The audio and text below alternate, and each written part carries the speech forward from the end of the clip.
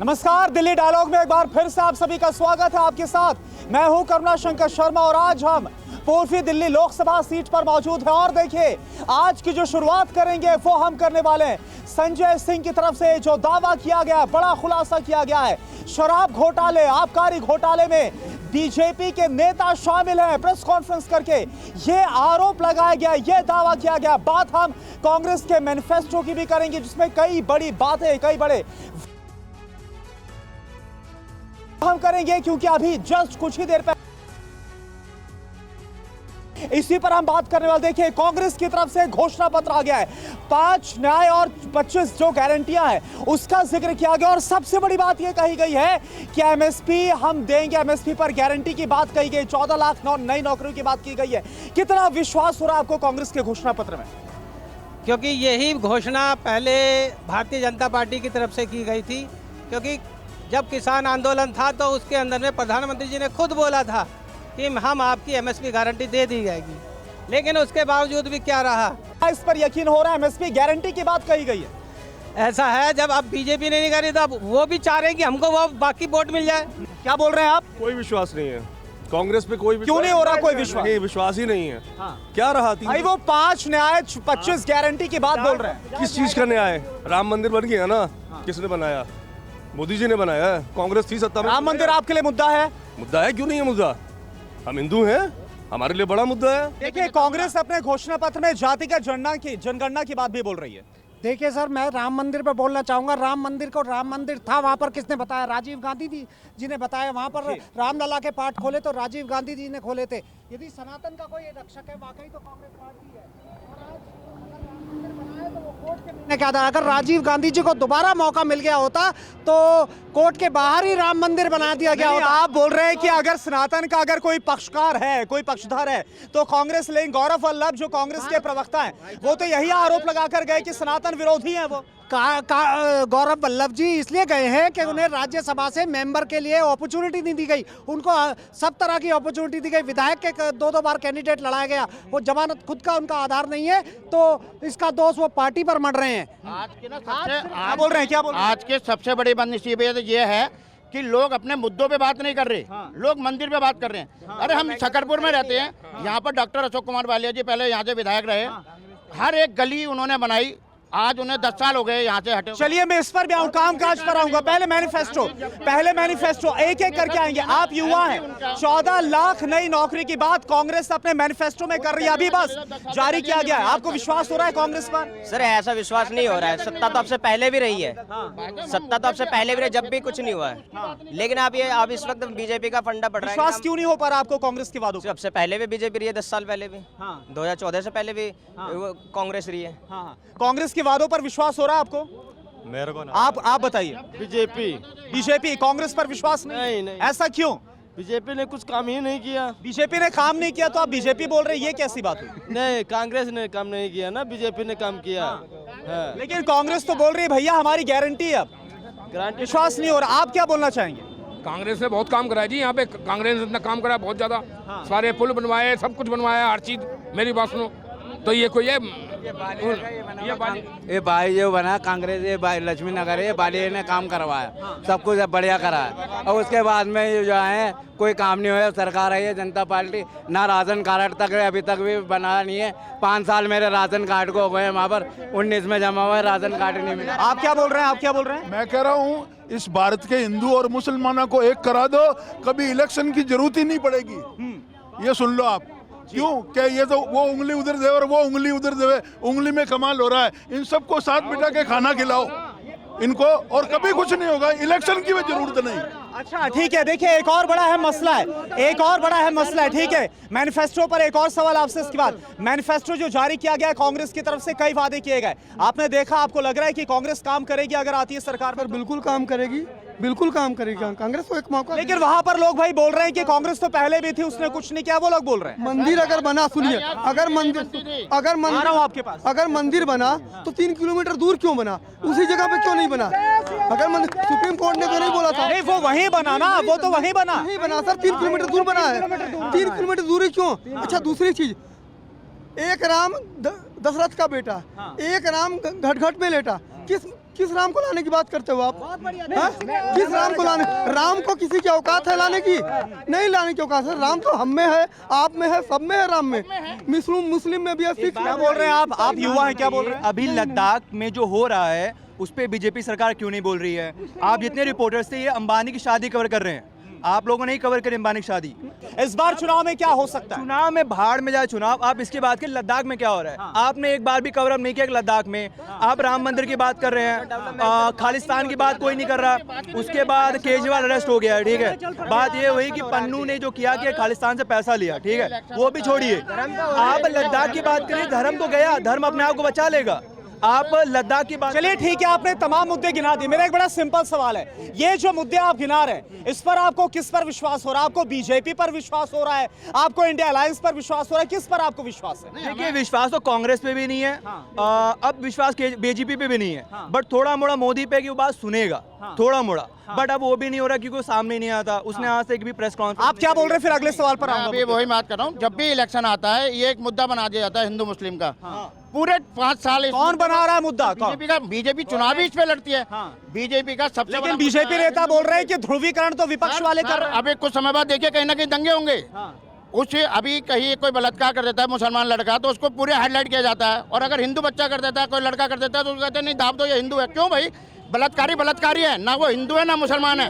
अगर उसने अपराध किया है तो उसको सजा मिलनी चाहिए, चाहे वो किसी भी कास्ट का है। बात करिए विकास। आप क्या बोल रहे हैं? आप क्या बोल रहे हैं? कतर में मंदिर नहीं बना, मोमडन समाज था, हिंदू मंदिर बनवाया। क्यों बनवाया? किसके प्रेशर से?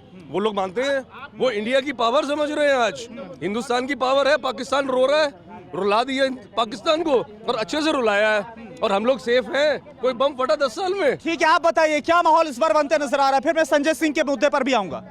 सर इसमें जानने की कोई जरूरत नहीं, इस बार बीजेपी आएगी, दोबारा से बीजेपी सातों की सातों सीटों पर आएगी 100%। इंडिया अलायंस कहाँ जाएगा? इंडिया अलायंस का आप खुद ही देख रहे हैं कहाँ जा रहा है। आप क्या बोल रहे बीजेपी हैं? की 405 सीटें हैं, वो कोई नहीं निकाल सकता। 405 उसकी ओके है। आप 405 ओके बता रहे हैं, आप तो एग्जैक्ट फिगर बता रहे हैं। क्या लग रहा है आपको? देखिए सीट तो 400 से ऊपर जाएगी ही जाएगी। किसकी? एनडीए की जाएगी, मोदी की जाएगी। इसमें तो इतना विश्वास क्यों हो रहा है? इतना विश्वास क्यों हो रहा है? विश्वास इसलिए है, देखिए सबसे पहले बात 370 हटा। आज आप जम्मू एंड कश्मीर की कौन? मैं आ रहा हूँ सबके पास कैमरे पर। एक सेकेंड कैमरे पर बोलिए, आपस में मत लड़िए, कैमरे पर बोलिए। आप बोल रहे थे जी, आप जम्मू एंड कश्मीर का स्थिति जाकर के देखिए। हमारे कुछ मित्र लोग हैं वहाँ रहते हैं, पीसफुल माहौल है। ये इंडिया अलायंस ने नहीं दिया, कांग्रेस ने कभी नहीं दिया। अब 5 ट्रिलियन इकोनॉमी का देखिए लक्ष्य हम लोग प्राप्त कर लिए हैं। अब 10 ट्रिलियन के लिए 2000। ये वो मुद्दे जिस पर आपको बीजेपी पर विश्वास हो रहा है। एक और मुद्दा है, मेरी बात सुन लीजिए, आपस से मत लड़िए, कैमरे पर बोलिए। एक और मुद्दा है, संजय सिंह को आपने आज सुना होगा, 10 बजे एक प्रेस कॉन्फ्रेंस किए, खुलासा करने का दावा किया गया है और कहा गया है जो आबकारी घोटाला है, शराब घोटाला, उसमें बीजेपी जुड़ी है, बीजेपी के बड़े नेता शामिल हैं। क्या आपको संजय सिंह की बातों पर, दावों पर, आरोपों पर विश्वास हो रहा है? बोलिए, आप बोलिए। बिल्कुल नहीं। एक नंबर की झूठी पार्टी। कौन सी? आम आदमी पार्टी। एक नंबर के झूठे दल बदलू। सबसे बड़ा ढोंगी केजरीवाल। अगर उनके पास कुछ अभी कल अतिथि आगे नहीं, उन्होंने देखिए जो एक्सपोजे करने का दावा किया है, उन्होंने राघव मंगुटा रेड्डी दोनों का जिक्र किया। वो बाकायदा एक तस्वीर का जिक्र कर रहे हैं। वो ये बोल रहे हैं कि पहले जो बयान है वो केजरीवाल के खिलाफ नहीं थे, लेकिन जैसे ही जेल के अंदर राघव मंगुटा को डाला गया, इसके बाद जो बयान है वो केजरीवाल के खिलाफ आ गए। इनके पास कुछ नहीं है, सिर्फ हवा के बादल है। झूठ बोलने के सिवाय आम आदमी के पास कुछ भी नहीं है। कल अतिथि कहती है कि मैं खुलासा करूंगी, मेरे को बीजेपी से ऑफर आया है, लेकिन नाम नहीं बताएगी, किसी का नाम नहीं बताएगी। अभी कह रहे थे कि वो उसका पैसा किसको, शराब घोटाले का पैसा किसको गया है उसका खुलासा करेंगे। शराब घोटाले का पैसा किसको गया उसका खुलासा करेंगे। इसका मतलब पैसे का लेन देन हुआ है तो बता दे क्यों नहीं किसको दिया है। ठीक है, संजय सिंह झूठ बोल रहे हैं, यहाँ से बोल रहे हैं। मैं महेश, पहले आपका अपना परिचय देना चाहता हूँ। महेश शर्मा, क्षेत्रीय निवासी, लक्ष्मीनगर। आप बताइए, संजय सिंह झूठ बोल रहे हैं या उनकी बातों पर सच्चाई नजर आई है? अगर संजय सिंह वास्तव में घोटाले में शामिल होते तो वो छूटते क्यों? उनकी जमानत क्यों होती? ये सच्चाई है, ये बीजेपी की कारस्तानी है। बीजेपी जिसको सवाल ये भी है कि अगर आबकारी नीति 2021-22 आबकारी नीति सही होती तो ये बीजेपी भी सवाल उठा रही है कि वापस क्यों लिया गया?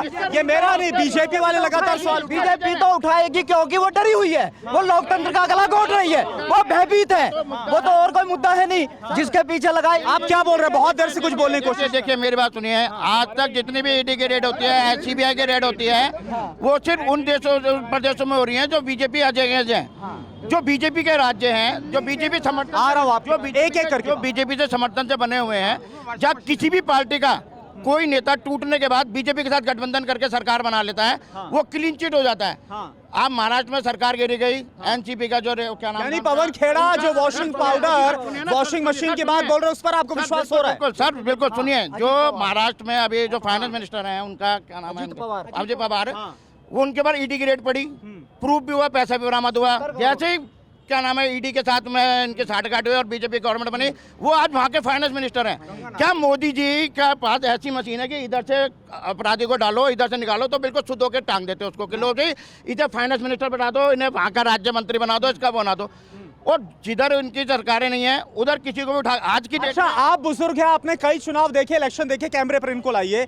एक तरफ पक्ष ये बोल रहा है कि भ्रष्टाचारी, उस तरफ विपक्ष बोल रहा है नहीं भ्रष्टाचारी तो यहाँ नहीं, भ्रष्टाचारी सब वहाँ है, और वहाँ पर वॉशिंग पाउडर और वॉशिंग मशीन का काम हो रहा है। वो बात नहीं है। किसकी बात पर विश्वास? वो जो कह रहे हैं वॉशिंग मशीन होगी उनकी, तो उनके केस तो खत्म नहीं हुए।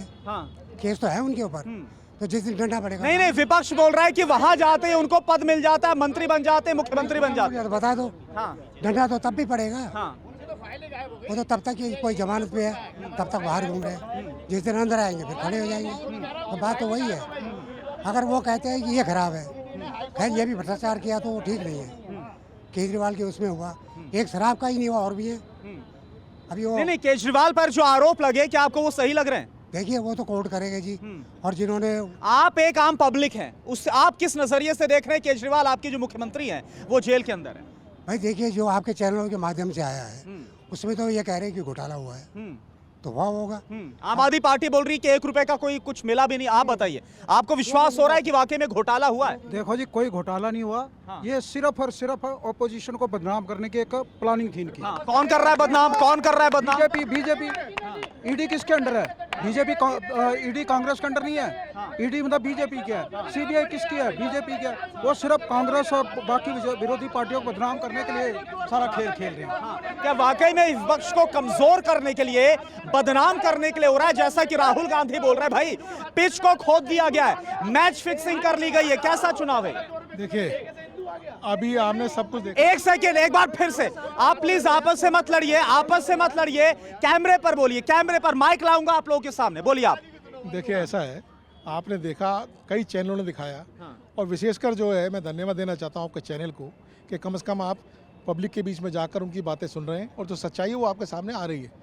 अगर अपोजिशन कोई काम करे तो दोषी करार दिया जाता है, उसके ऊपर ईडी और दुनिया भर के छापे और दुनिया भर के केस लाद दिए जाते हैं। और ईडी में भी अमेंडमेंट इसी उद्देश्य से करी गई कि इसको टाइमिंग है, इनकी टाइमिंग सेट करी हुई इन्होंने, कि कभी भी अगर कोई सत्ता की बात आती है या इलेक्शन का समय है, इसी दौरान जो है अपोजिशन को अगर वो कहते हैं, टाइमिंग को लेकर आप सवाल उठा रहे हैं। एक और अहम मसला है, मैं सवाल ये पूछना चाहूंगा, इस बार बहुत कुछ यहाँ मैदान बदला हुआ है, समीकरण यहाँ पर बदलते नजर आ रहे हैं। आम आदमी पार्टी, कांग्रेस एक दूसरे के साथ है, क्या ये जो गठबंधन है वो कुछ कर पाएगा दिल्ली में? देखिए, दिल्ली में गठबंधन ने जो किया है उसी से ये घबराकर बीजेपी जो है वो उल्टे सीधे कदम उठा रही है, और आम आदमी पार्टी या कांग्रेस के लोगों को ईडी के द्वारा या सीबीआई के द्वारा डरा धमका के अंदर कर रही है।